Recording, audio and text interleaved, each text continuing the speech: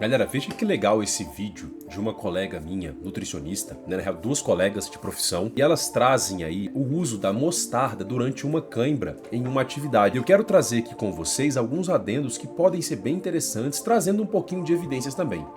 Vamos lá.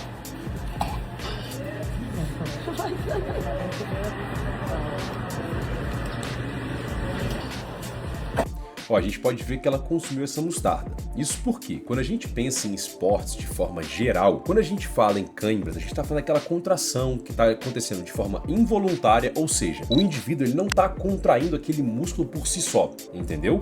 Outra coisa também importante é que isso acontece de forma dolorosa, é uma contração muito abrupta e pode ser durante ou então após o exercício. Eu imagino aqui no caso, como elas pararam numa espécie de vendinha, coisa do tipo, que foi durante essa atividade, entendeu? E isso acontece normalmente quando o atleta está mais fadigado, quando o ambiente está muito quente, está aquele calor absurdo, quando o indivíduo, o atleta no caso, que tem um histórico prévio, recorrente de cãibras, uma alteração com relação ao pacing. Então assim, várias coisas podem influenciar nessa cãibra. Não é à toa que elas até trazem aqui, ó, que a cãibra ela é multifatorial. Então quando a gente pensa em cãibras, podem ter vários fatores que podem culminar nisso. Então aquela visão antiga que falava assim, a cãibra acontece porque o atleta está desidratado, está com falta de eletrólitos, isso ainda pode fazer parte, mas não dá para resumir a cãibra a somente isso. Então assim, continuando.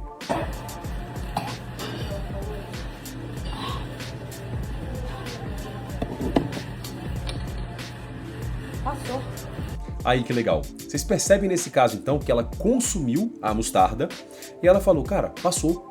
Meu Deus, o que aconteceu? Por que isso aconteceu? Bom, a gente tem vários fatores que podem explicar isso. Vamos por partes. O primeiro deles é que pode ter simplesmente passado porque ela sentou, ficou ali um pouco parada e realmente esse músculo parou de contrair. Outra questão também pode ser, passou de maneira involuntária. Mas quando a gente pensa em contextos bioquímicos, em contextos neuroquímicos também, a gente está falando de receptores TRP. Thales, o que diabos são receptores TRP? Para isso, eu trouxe aqui pra gente uma evidência bem interessante. Vou subir aqui para quem quiser dar uma olhadinha depois, para dar uma lidinha, tá? É só copiar isso aqui. Mas, cara, essa imagem aqui, ela é bem interessante. Tá vendo essa imagem? Olha que legal essa imagem. Percebam aqui comigo o seguinte, a gente tem vários receptores TRPs ao longo da nossa cavidade bucal. Bom, basicamente são alguns canais de receptores que a gente tem em neurônios sensoriais periféricos, tá? Isso é bem legal, porque a gente tem ele na boca, na língua, na gengiva, como vocês podem ver em toda essa imagem aqui. E quando a gente pensa no contexto da mostarda, ela tem um sabor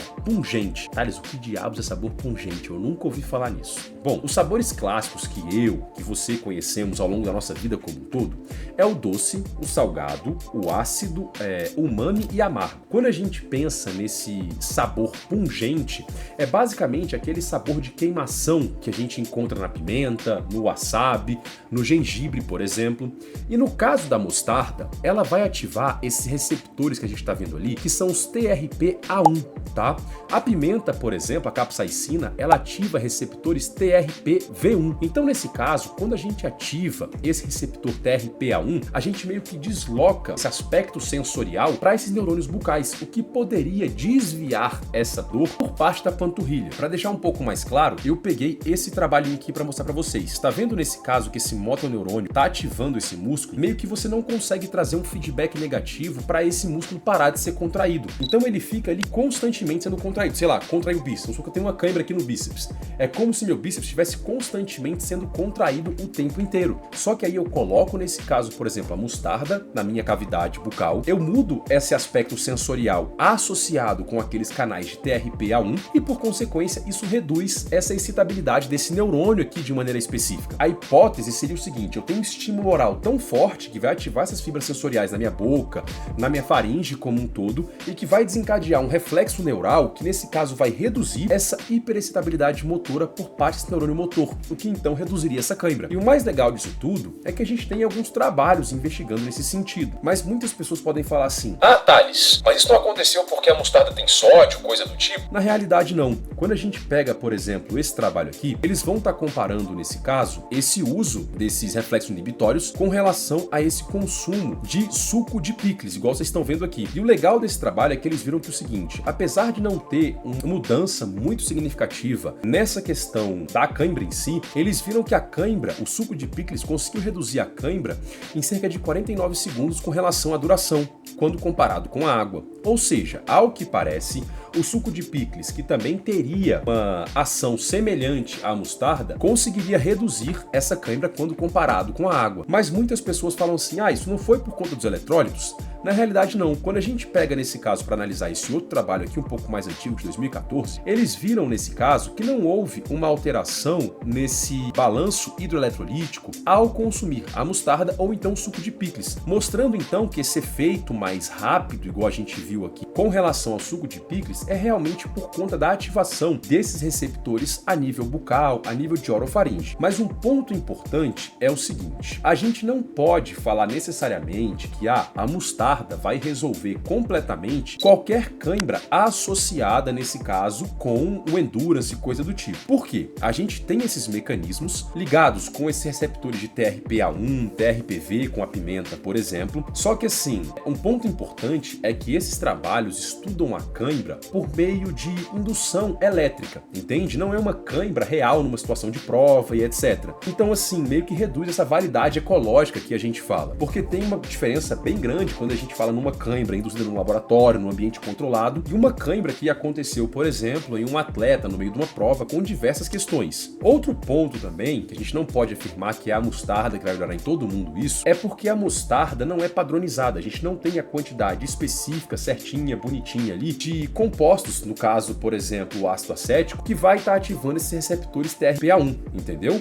E quarto, é que isso pode depender muito do indivíduo, como o indivíduo vai reagir àquilo. Fora que a gente não tem muitos trabalhos na literatura mostrando, nesse caso, esse efeito satisfatório desse consumo da mostarda e essa redução das cãibras. Porém, na minha humilde concepção, é algo muito interessante que, assim, otimiza a questão do atleta, como vocês vão ver aqui. Afinal, não tem tanto custo assim, porque, um pacotinho de mostarda não vai custar tanta coisa e não tem muitos riscos associados. Mas calma, vamos terminar de assistir o vídeo.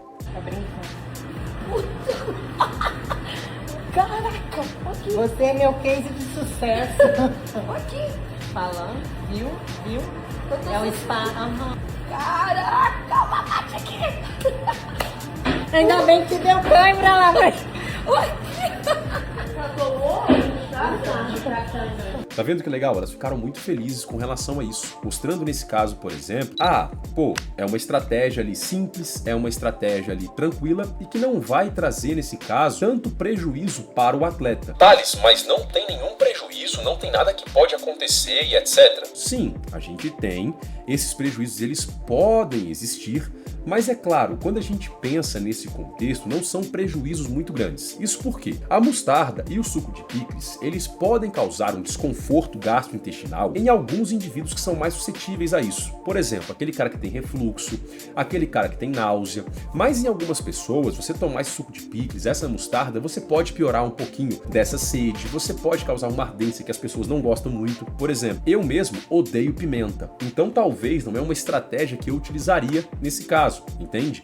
E outra coisa é que pode ser sensível para alguns atletas que não lidam muito bem com alimentos muito ácidos, muito condimentados e coisas desse tipo. Mas assim, é uma estratégia que não apresenta ali tantos riscos e é uma estratégia de baixo custo. Então, na minha humilde concepção, vale a pena fazer um teste dependendo do indivíduo. Mas lembrando, a gente não tem um alto nível de evidência, mas em questões fisiológicas e neuroquímicas é uma estratégia bem interessante. Mas enfim, comenta aqui o que você acha dessa estratégia, se você já utilizou alguma vez o suco de picles, se você já viu, por exemplo, alguém usar a mostarda, até porque, salvo engano, o McDonald's até lançou uma estratégia interessante nesse sentido com o pacotinho de suco de picles. Mas deixa aqui sua opinião, se você gostou desse vídeo, se inscreve no canal, não esquece de deixar o like e ativa o sininho para ficar sempre ligado quando eu lançar um vídeo novo. Um abração e até o próximo vídeo.